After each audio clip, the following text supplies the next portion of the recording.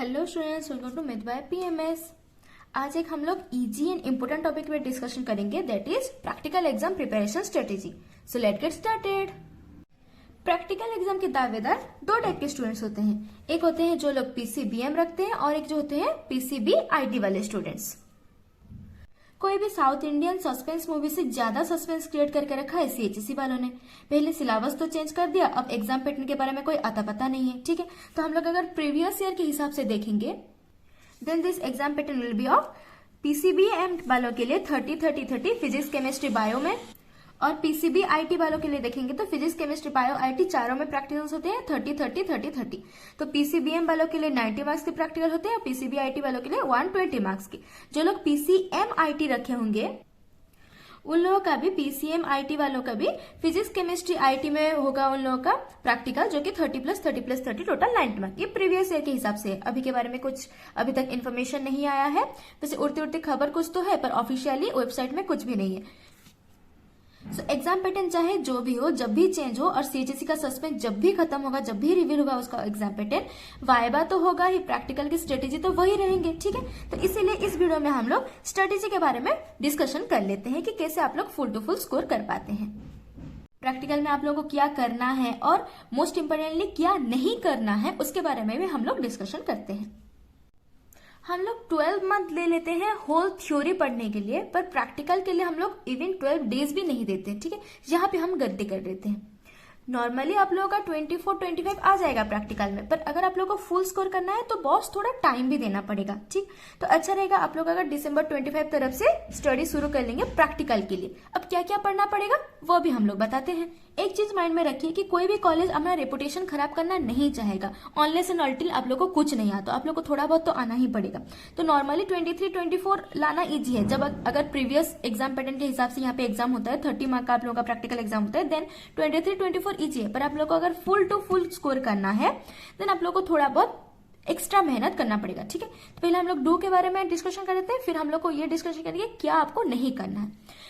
आपको practical record को well maintain रखना है। ठीक है, मतलब सारे प्रैक्टिकल्स उसमें लिखे होने चाहिए, प्रॉपरली लिखे होने चाहिए, सारे टेबुलेशन होने चाहिए, हर पेज में आप लोग को साइन होना चाहिए टीचर का विथ डेट। ठीक, उसके बाद जो प्रैक्टिकल सिलेबस है और जो एग्जाम पैटर्न है उसके बारे में आप लोग को फेमिलियर होना पड़ेगा कि आप लोग का सिलेबस क्या है, एग्जाम पैटर्न क्या है। अभी कुछ बोलेंगे कि एग्जाम पैटर्न तो हम लोग को पता ही नहीं है। ठीक है, अभी नहीं पता है ना, पहले प्रैक्टिकल एग्जाम के पहले तो पता चल ही जाएगा, तब आप लोग को फेमिलियर हो जाना है। ठीक, सिलेबस के बारे में तो पता ही है, अभी से सिलेबस को फेमिलियर हो जाइए। सारे प्रैक्टिकल्स क्या क्या है, कभी कभी ना वहां पे क्या क्या प्रैक्टिकल है आप लोगों का, ऐसे भी क्वेश्चन आ जाते हैं, तो वो सब आप लोग को याद रखने। ठीक, एवरी एक्सपेरिमेंट को अच्छे से पढ़ लेना है। कुछ होते हैं जो कि बिना एक्सपेरिमेंट पढ़े हाँ वहीं पे लिख लेंगे, जैसे जैसे करके चले जाते हैं, नहीं, वो लोग फुल टू फुल नहीं स्कोर कर पाएंगे। आप लोगों को अच्छे से एक्सपेरिमेंट्स को पढ़ना है।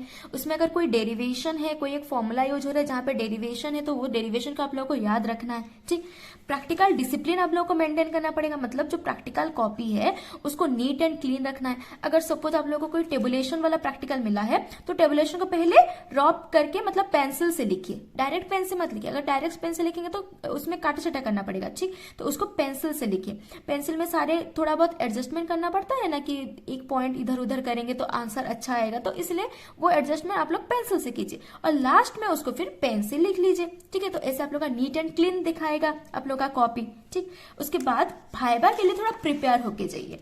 ठीक, भाइबा को अच्छे से प्रिपेयर कीजिए, क्योंकि अगर भाइबा अगर आप लोग अच्छे से दे रहे हैं तो आप लोग का प्रैक्टिकल अच्छा ही जाएगा। ठीक, अकॉर्डिंग टू प्रैक्टिकल सिलेबस आप लोग भाइबा प्रिपेयर करेंगे। जो सिलेबस है आप लोग का प्रैक्टिकल सिलेबस, उस एक्सपेरिमेंट सब, उसमें क्या क्या एपरेटस यूज होता है, सपोज अगर फिजिक्स प्रैक्टिकल है उसमें प्रैक्टिकल में क्या क्या यूज होता है, कौन सा वाला एपरेटस यूज होता है, ये सब आप लोग को डिटेल में जानना पड़ेगा। ठीक, प्रैक्टिकल में जो जो सिलेबस के अकॉर्डिंग आप लोग का प्रैक्टिकल्स नेम होंगे उनके अकॉर्डिंग थोड़ा बहुत बेसिक आप लोग को आना चाहिए। और एक क्या होगा, कोई 2-3 चैप्टर ना अच्छे से प्रिपेयर करके जाइए, जो कि थोड़ा इजी लग रहा होगा आपको हर सब्जेक्ट में। कई बार क्या होता है, जो एक्सटर्नल होते हैं वो लोग, अगर आप लोग प्रैक्टिकल थोड़ा अच्छे से नहीं बता पा रहे हैं तो वो बोलते हैं कि ठीक है कोई एक चैप्टर बोलिए जो आपको अच्छे से आता है, हम लोग वहां से क्वेश्चन करेंगे। तो उस टाइम में हीरो बन के कोई एक डिफिकल्ट चैप्टर नहीं हम लोग को चूज करना है ताकि मुझे अच्छा बोलेंगे करके। ठीक है, आपको एक ऐसा चैप्टर चूज करना है जिसके आंसर आप अच्छे से दे पाए। ठीक, आप लोग जो भी चैप्टर चूज करेंगे एग्जामिनर वहीं से पूछेगा, इसीलिए आप जो चैप्टर में कंफर्टेबल है, जिसके आंसर आप अच्छे से दे पाएंगे, वैसे वाला चैप्टर आप लोग चूज कीजिए। ये सब हो गए जो आपको करना है, और ये सब है आप लोग को जो नहीं करना है, ठीक है। Never underestimate practical, because अगर आप लोगों को 95 प्लस स्कोर करना है then practical is very much important, इसीलिए प्रैक्टिकल को कभी भी अंडर एस्टिमेट नहीं करना है, ठीक है। नेवर स्किप योर एक्सपेरिमेंट, ठीक। जो लोग लास्ट में एक्सपेरिमेंट लिखते हैं वो लोग क्या करते हैं कि अगर 5 एक्सपेरिमेंट है तो ठीक है हम लोग 4 लिख लेते हैं, बीच में एक दो छोड़ देते हैं, नहीं, सारे प्रैक्टिकल्स को आप लोगों को रिकॉर्ड में मेंटेन करना ही करना है, एकदम पॉइंट वाइज, ठीक है। And the third one is never overwrite. जब भी आप लोग प्रैक्टिकल एग्जाम दें तभी जो प्रैक्टिकल एग्जाम में एक रीडिंग सब आप लोग ओवरराइट करते हैं ना कि नहीं ये रीडिंग को थोड़ा हम लोग एडजस्ट कर लेते हैं, अगर हम लोग 3 लिख रहे हैं तो उसको 2 कर लेते हैं, ये ओवरराइट प्रैक्टिकल में बिल्कुल नहीं करना है, ठीक है। मतलब ऐसे अगर 3 लिखा है तो इसको ऐसे 2 कर लेते हैं, नहीं, ओवरराइट कभी भी प्रैक्टिकल में नहीं करना है, ठीक। और प्रैक्टिकल में बफल नहीं होना है आप लोगों को। वो लोग जो भी पूछ रहे हैं आप लोग को हाँ मुझे पता है, रुकिए मैं बताती हूँ, ऐसे कुछ नहीं करना है।